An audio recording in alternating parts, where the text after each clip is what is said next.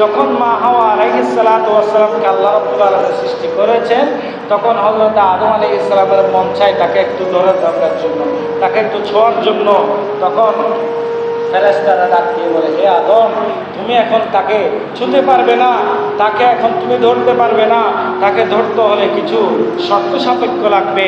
তখন হযরত আদম আলাইহিস সালাতু ওয়াস সালাম বললেন, কি শর্ত সাপেক্ষ? আমি সেটা মানতে রাজি আছি। সুবহানাল্লাহ। এরপরে ফেরেশতারা বলতে লাগলেন, তাকে যদি তুমি ছুঁতে চাও তাহলে সর্বপ্রথম তার মহরানা আদায় করতে হবে। সুবহানাল্লাহ। কি আদায় করতে হবে? মহারানা আদায় করতে হবে। এই মহারানা আমরা যে বিবাহের সময় যে মহারানা আদায় করি, সেটা এখান থেকে নয়, সেটা সৃষ্টির পূর্ব থেকে আল্লাহ পাক রব্বুল আলামিন যখন হযরত আদম আলাইহিস সালাম এবং হযরত মা হাওয়া আলাইহিস সালামকে সৃষ্টি করলেন, তখন হযরত আদম আলাইহিস সালাম বললেন, এ মোহর কি? আমি কিভাবে মহারানা আদায় করব? তখন ফেরেশতারা বললেন, সল্লু আলাল হাবিব সালাসা মাররাত, জোরে বলুন সুবহানাল্লাহ।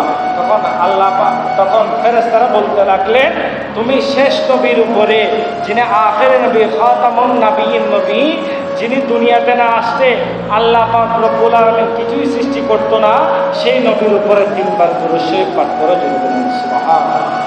কয়বার? 3 বার।